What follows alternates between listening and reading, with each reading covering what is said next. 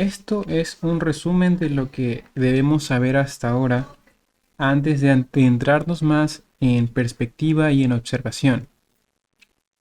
Hablamos de conceptos de líneas y elipses.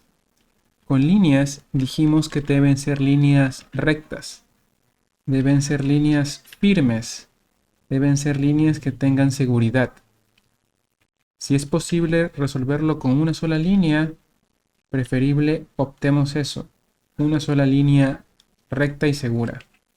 Esas líneas rectas también nos pueden ayudar a conseguir planos, que de momento estos planos no tienen perspectiva, es decir, no están respondiendo a las reglas que ya hemos visto sobre seguir un punto de fuga específico, pero es una forma interesante de practicar líneas rectas e introducirnos poco a poco en cómo deformar eventualmente con perspectiva. Ahora, no solamente existen líneas rectas, sino que también hemos visto y hemos practicado curvas. Al concepto de líneas me gustaría añadir que tomen en cuenta el material. Tomen en cuenta la personalidad que puede tener una línea si ustedes cambian los materiales que están usando. Si cambian la fuerza con la que asientan. Y los invito a jugar un poco con eso también. Prueben diferentes tipos de línea, diferentes materiales y comiencen a pensar en esto. ¿Las líneas pueden tener personalidad? Ahora, en cuanto a curvas y líneas y líneas rectas para avanzar, quedémonos con este concepto de aquí. Este tres tipos de línea son las que nos van a servir mucho más adelante. Esto de aquí es un resumen de todo lo anterior. Tenemos líneas rectas y tenemos líneas curvas, y esas curvas pueden variar entre estas dos formas básicamente. Pueden ser líneas con formas de S, con formas de C, en diferentes sentidos, pero la característica esencial de estas líneas curvas es que fluyan, mantengan su flujo y que no sean una agrupación de líneas juntas, que no se segmenten, que no se corten de esa forma. Para eso tienen la línea recta. Si quieren curva, consigan las líneas curvas. Sobre los elipses, hablamos de que están conformados por dos ejes, uno mayor y uno menor. Los elipses pueden tener diferentes inclinaciones también. Y esos dos ejes, el mayor y el menor, son perpendiculares. Es decir, juntos forman un eje de 90 grados. No puede ocurrir esto. Están deformando el elipse de una forma que no es posible. Porque los elipses deben mantener también simetría. Con esto me refiero que si dividen al elipse en la mitad, un lado deberá corresponder al otro, tanto en longitud como en altura.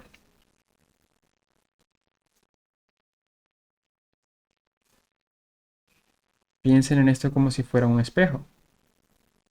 Ahora, tal vez están pensando qué pasa entonces con un elipse en perspectiva si no lo puedo deformar moviendo este eje de aquí.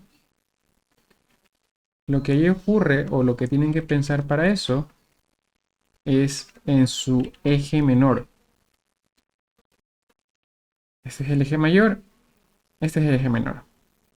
El eje menor es el más importante porque es el que nos permite controlar la apertura de la elipse. Y esa apertura es la que nos dice qué tanto de esa elipse estamos viendo. Y ese pequeño concepto es el que ya nos permite meternos en conceptos de perspectiva. ¿Qué tanto de cierta superficie estamos viendo? ¿Vemos ese poco o vemos mucho más?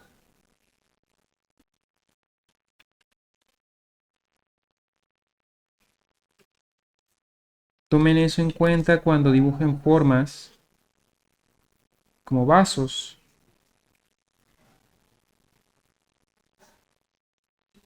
porque si estamos viendo esta parte, quiere decir que va a ocurrir una deformación en perspectiva en este sentido en su eje menor. Es decir, este primer lado o esta tapa A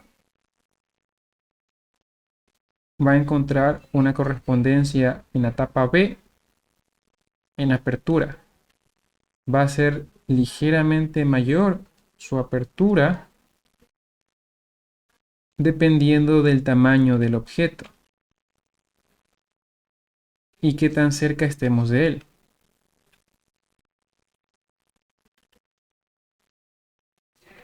Ya mismo hago énfasis en las bases de la perspectiva, pero tomemos en cuenta lo siguiente.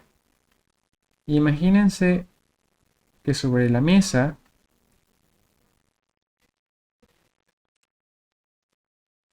tienen un vaso.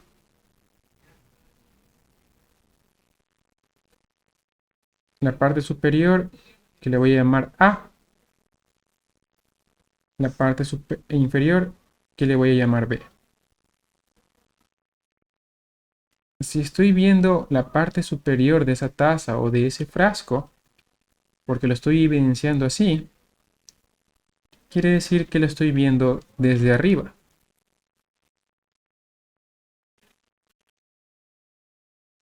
Por lo tanto, está ocurriendo algo similar a esto. Lo estoy viendo desde arriba y a medida que esto baja, va a ocurrir una deformación que va a ampliar su eje menor. Esto tal vez suene muy abstracto, pero una forma práctica que les mencioné para que visualicen esto es que se pueden imaginar que frente a sus ojos tienen un CD, justo frente a sus ojos se verá como una línea, como una forma plana. Pueden poner una moneda, la tapa de un frasco, la tapa de una olla, y justo frente a sus ojos se va a ver plano, se va a ver como una línea. Si ustedes bajan poco a poco ese CD, esa tapa de olla, esa tapa de frasco, van a notar que van a ver más y más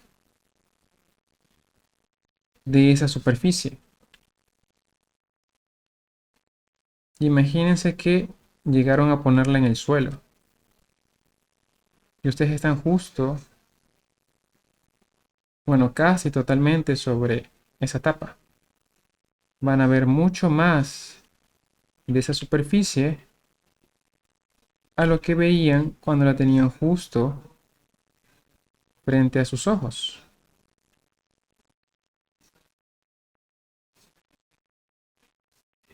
¿Mm?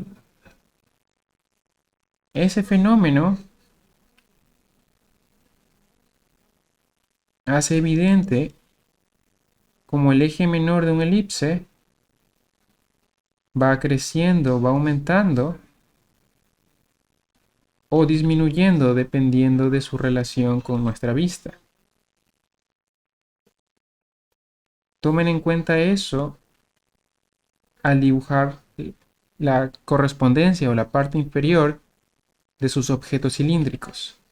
Llamo correspondencia a lo que encuentra en otra parte del dibujo una especie de pareja o una especie de elemento opuesto o reflejo que nos ayude a entender la naturaleza de su forma. A eso estoy llamando correspondencias. Ahora, bajo ese mismo concepto, tomen en cuenta, por ejemplo, esa es una taza.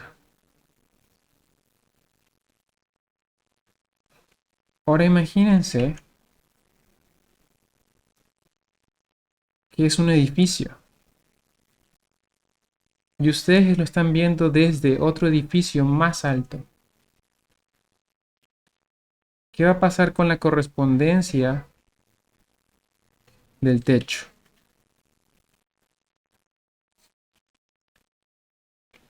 Le va a ocurrir lo mismo que a la taza, pero la diferencia será que dada la longitud, dada la escala de ese edificio,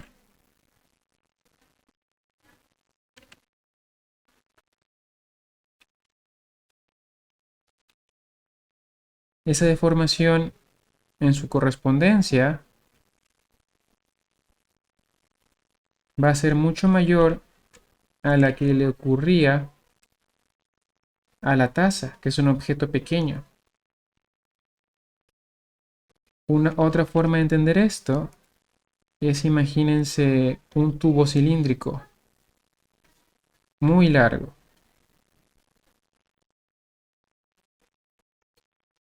Si la parte superior de ese tubo está más arriba de su vista, ustedes no van a ver la tapa superior. Pero la parte inferior, si fuese transparente y llegasen a ver al otro lado, van a notar el mismo fenómeno que con la taza, pero dada la longitud y dada la distancia que esto tiene con respecto a ustedes y a su punto de vista, va a ser mucho mayor. La taza, como es más pequeña, no le va a dar tanto espacio a deformarse. Por ejemplo, si lo corto ahí, van a ver que esa curva no va a ser tan pronunciada como esta curva de acá. Esa curva a veces la llamo como panza. Imagínense que esa curva es una panza. Esa panza no va a ser tan pronunciada si el elipse está cerca de su punto de vista. Pero si está muy abajo o si está muy arriba, esa panza se va a notar mucho más. Ahora los invito a que vayan y dibujen formas cilíndricas y busquen precisamente ese tipo de deformación en el eje menor del elipse. Porque estos no son conceptos abstractos, son conceptos que se aplican en la realidad. De hecho, son conceptos hechos para que podamos entender y replicar la realidad, que es ya lo bastante compleja. Entonces, estos conceptos buscan simplificarla para ser capaces de reproducirla. Y otro de esos conceptos, el siguiente que vamos a ver, subiendo un poco, líneas, curvas y líneas, elipses que se deforman en perspectiva, vamos a encontrarnos ahora con el concepto de formas. El concepto de formas nos dice que todo lo que vemos, para replicarlo, lo podemos simplificar en formas. Y esta es una forma muy conveniente de verlo. Estas son la esfera que le hice esta línea en medio, que es como un planeta. Esta línea es como el ecuador que divide a esa esfera para darnos una sensación de su volumen, porque si le quito esto, sería un elipse con un eje menor un eje muy grande.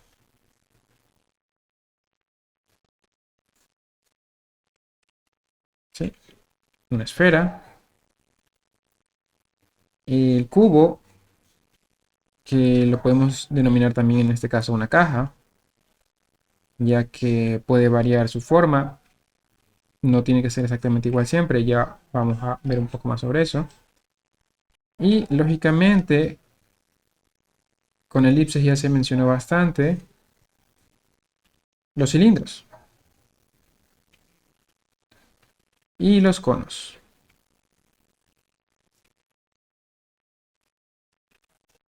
Ahora tomen en cuenta, primero que estoy dibujando a través de estas formas.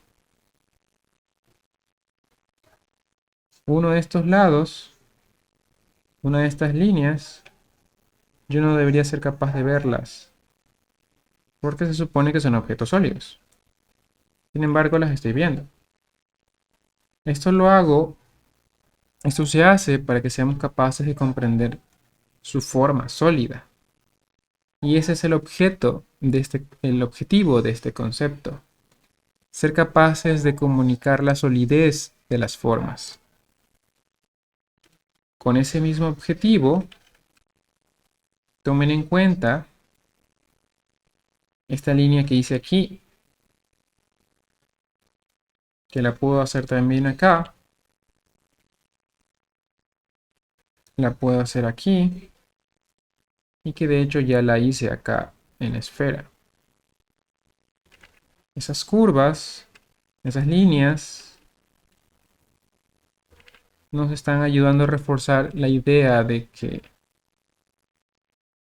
estas son formas sólidas y no son solamente trazos bidimensionales en una superficie bidimensional, que es lo que realmente son. Recuerden nuestra gran ilusión. Estamos haciendo que el plano bidimensional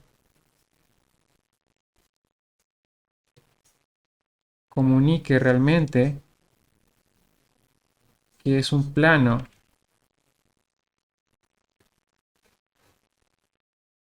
tridimensional. ¿Sí?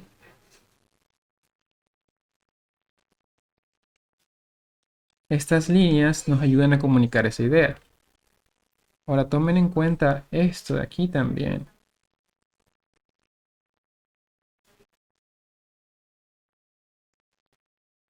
Esas líneas de construcción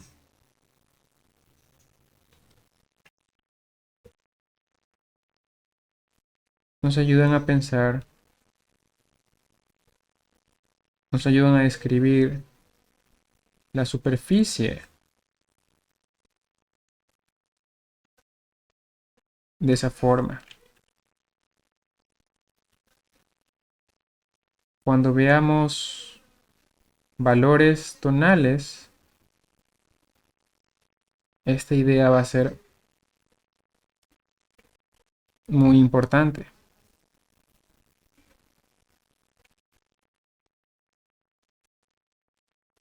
Por eso, no se alejen de la idea de construcción. Estamos subiendo en conceptos sin descartar los anteriores. Comenzamos con una línea. Mi primer consejo es no subestimen a la línea. Vamos a avanzar hacia formas que, si ya se dieron cuenta, están conformadas por líneas. Todo parte de algo tan básico como una línea, pero a partir de ahí somos capaces de construir conceptos cada vez más complejos. Ahora, estas formas sólidas no quiere decir rígidas. Estas formas están sujetas a fuerzas, están sujetas a movimientos, están sujetas a intenciones que permiten moldearlas. Por ejemplo, si tengo esa caja y la someto a una fuerza en ese sentido, con cierta curvatura,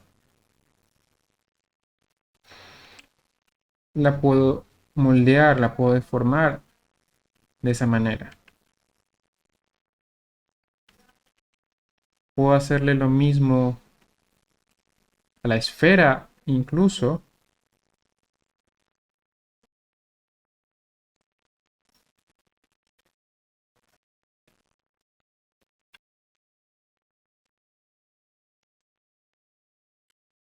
Déjenme hacer un poco espacio aquí.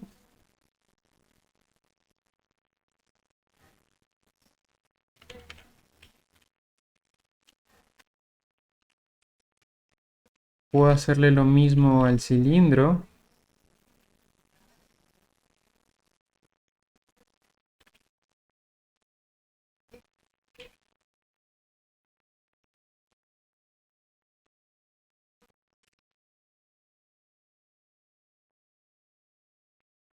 Puedo hacerle lo mismo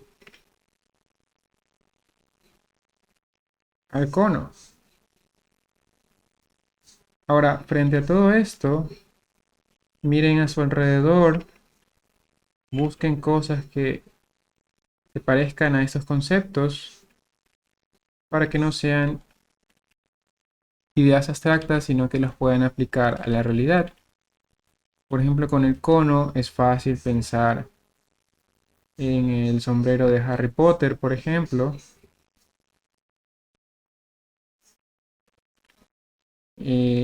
Con este caso del cilindro es fácil pensar en una lata aplastada. En el caso del cubo, de la caja moldeada, es fácil pensar tal vez, no sé, en una refrigeradora muy feliz.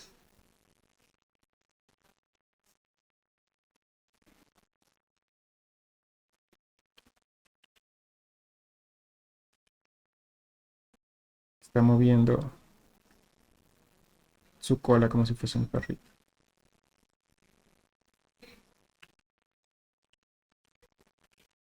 Entonces, esas formas nos dan solidez, pero eso no quiere decir rigidez.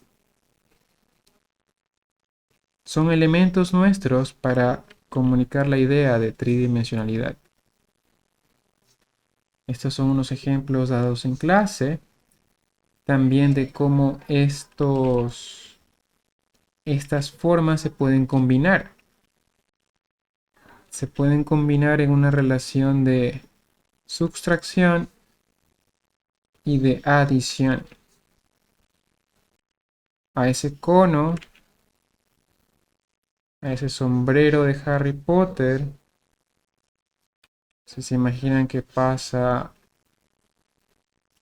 Harry con una espada por alguna razón y le corta un pedazo, nos va a quedar algo así, como una especie de trapecio. Si modifico, moldeo el cubo y le paso ahí una cuchara como si esto hubiese sido un pedazo de gelatina, estaré cambiando su forma.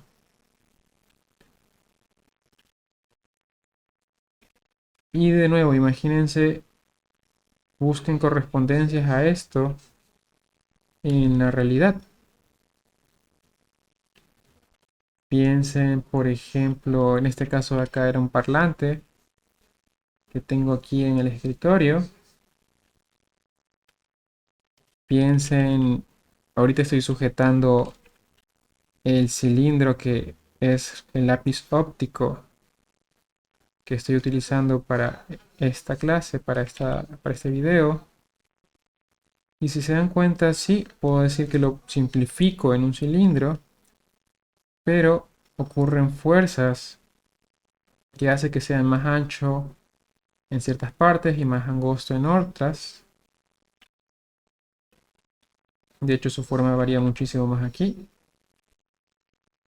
Son conceptos de comodidad, ergonomía me parece que es la palabra, para adaptarlo a la mano. Y esa idea de ahí nos va a ayudar a simplificar la realidad. Y esa es la palabra clave. Este caso de acá era un ejemplo con un reloj.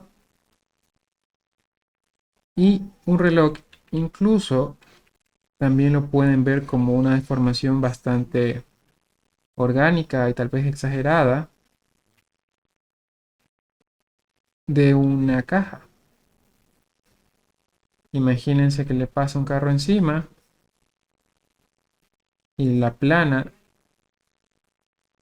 tanto que llega al fino al fino que tiene la correa de ese reloj. Pero esa deformación no se queda ahí, sino que es es tan fino que se deforma en un sentido bastante orgánico. Pero la idea principal sigue siendo una caja. ¿Y de qué forma eso en este caso es útil para mí? Porque nos ayuda a pensar en lados, nos ayuda a pensar en profundidad, en solidez. Esos conceptos son para ser capaces de comunicar profundidad.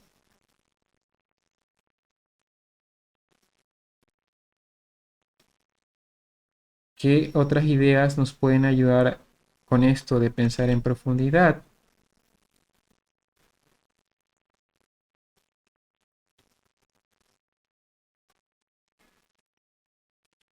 Pues la perspectiva. Hay dos reglas bases para entender la perspectiva. La primera es que mientras más se alejen de nosotros, los objetos se van a ver más pequeños. Lógicamente, mientras más cerca están de nosotros, van a verse más grandes. Y aquí hay algo clave que he venido diciendo. Si ya se dieron cuenta, estoy hablando de cerca o lejos de nosotros. ¿Dónde estamos nosotros aquí en esta imagen? Nosotros, nuestra vista, está representada con este cuadro.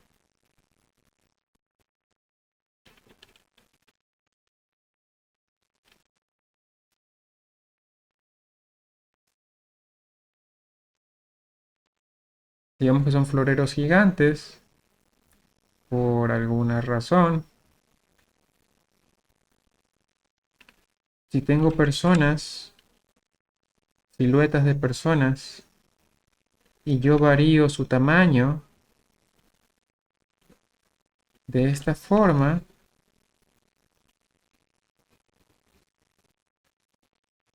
lo más probable es que no lo perciban como que este de aquí es un gigante y el otro es un enano. Lo más probable es que se estén imaginando simplemente que uno está más cerca de ustedes y el otro está más lejos.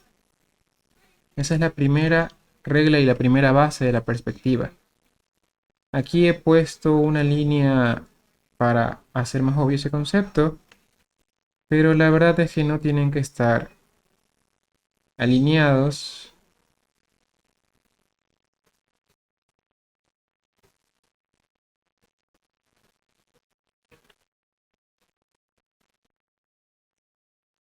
La idea es que mientras más lejos de nosotros estén, más pequeños van a ser. Ahora sí estoy repitiendo los mismos elementos para entender esa idea, ¿no? De que si A está cerca va a ser la A, va a ser grande, y si está lejos va a ser pequeño.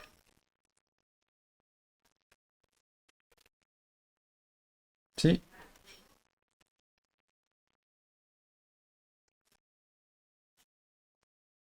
La segunda base de la perspectiva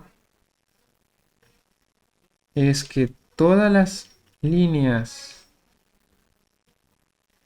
que son paralelas entre sí en un plano físico, en nuestro plano,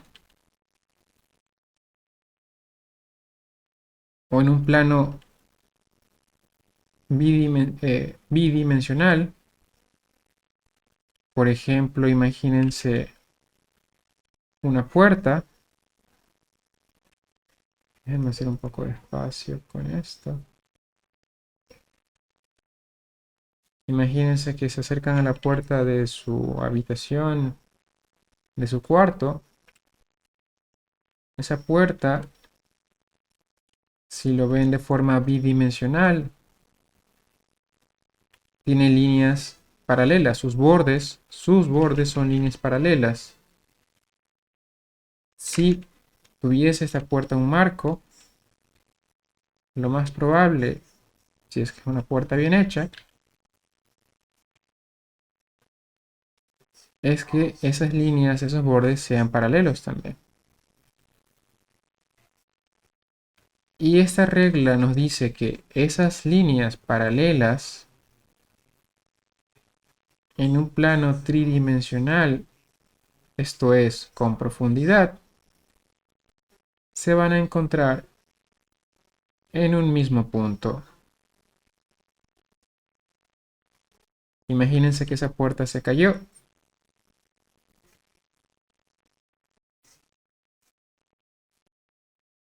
Se cayó frente a ustedes. Tal vez vean algo así.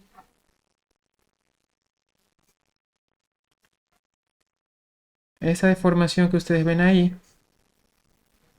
es el cumplimiento de esa regla. Si ustedes a esa puerta caída le llegan a extender sus bordes hasta el infinito, en cierto punto se van a encontrar. Entonces no van a llegar al infinito. Si se llegan a extender, se van a encontrar. Si son paralelas. Si son paralelas entre sí, se van a encontrar en un punto. Una forma bastante fácil de pensar en eso es en calles. Aunque la verdad, ahorita tal vez están pensando, bueno, pero las calles no son regulares, no son perfectas. Y está bien si pensaron eso, porque si ese caso ocurre, no visto desde arriba, esas calles, si no son regulares, si esas calles no son paralelas, por ejemplo, un lado de esa calle es así, el otro es así, visto desde arriba, ¿no? Para tratar de simplificarlo de forma bidimensional. Entonces, no se va a cumplir, porque la regla nos dice las líneas que son paralelas entre sí son las que se van a encontrar en un mismo punto de fuga. ¿Qué significa paralelo? Que si las extiendo hasta el infinito, ahora sí hasta el infinito, nunca se van a encontrar en un plano bidimensional. Pero esas mismas líneas paralelas que nunca se van a encontrar en un plano bidimensional, en el plano tridimensional, sí se van a encontrar en un punto. Y ese punto es el punto de fuga. El tan famoso denominado punto de fuga. Si es que ya han escuchado algo sobre perspectiva.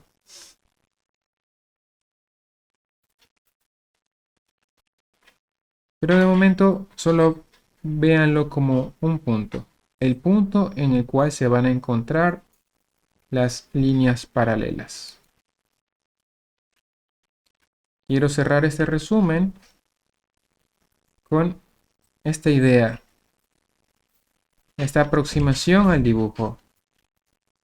Esta aproximación de un dibujo descriptivo sólido que nos va a ayudar a comunicar que las cosas tienen profundidad. Y esa idea se basa en estos tres conceptos o en estos tres consejos, en estos tres puntos a llenar, como una lista de compras.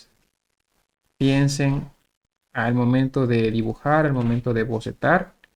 Lo estoy llamando bocetar para que en su mente no se hagan la idea de un dibujo hermoso y perfecto con un bello acabado.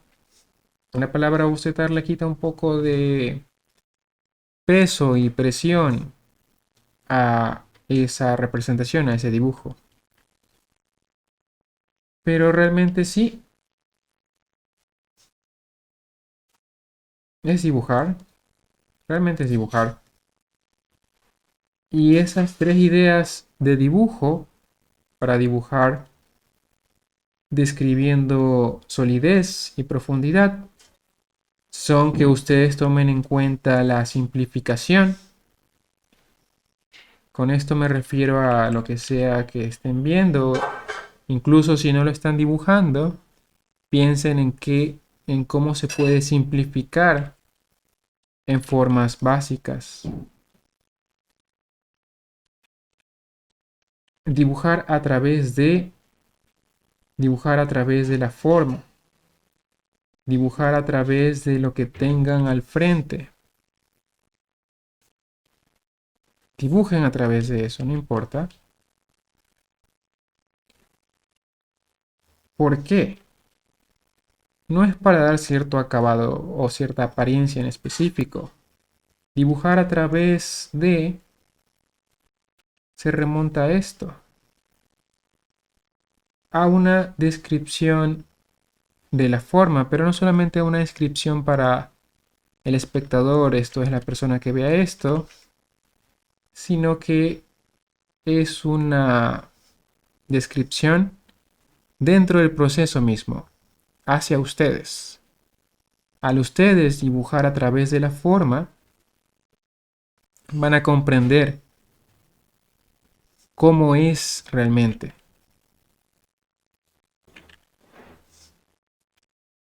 Eso se va a quedar en su memoria visual y en su memoria muscular. Por ejemplo, póngase el caso de este cilindro. Sería muy fácil cometer tal vez este error.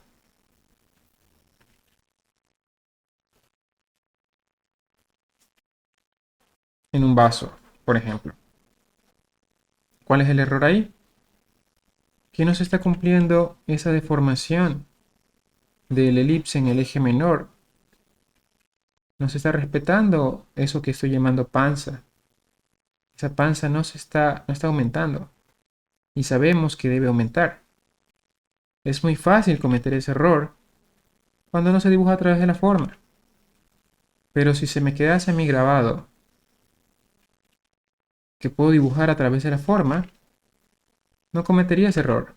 Porque al dibujar a través de la forma, consigo una descripción para mí como dibujante y posteriormente al espectador de que esto es un cilindro.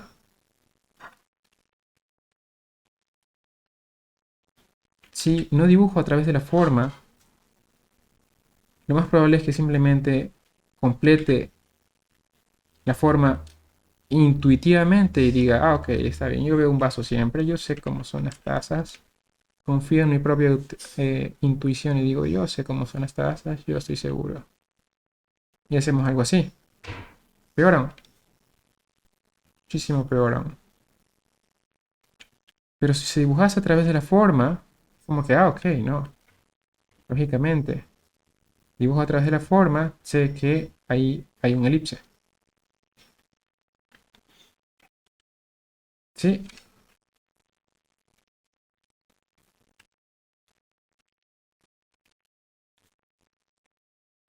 Y lo último es proporción.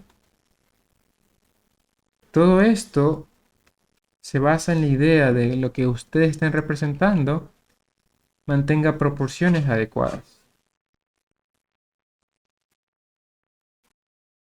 Un ejemplo exagerado de esto, están dibujando una persona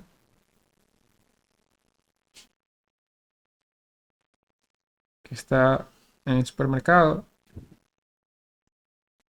y ocurre algo así. Cambiaron sus proporciones cuando su intención era de que fuese lo más parecido posible a las proporciones reales de esa persona. Mantengan la proporción correcta, real, en estos casos, de los objetos que están dibujando, que por ahora es la mejor forma de interiorizar esos conceptos. ¿Sí? Recuerden que vamos paso a paso, formas. Encima de esto, comenzamos a pensar en perspectiva. En el siguiente video voy a hacer más énfasis en estas dos bases y qué otras cosas nos van a ayudar a pensar en perspectiva.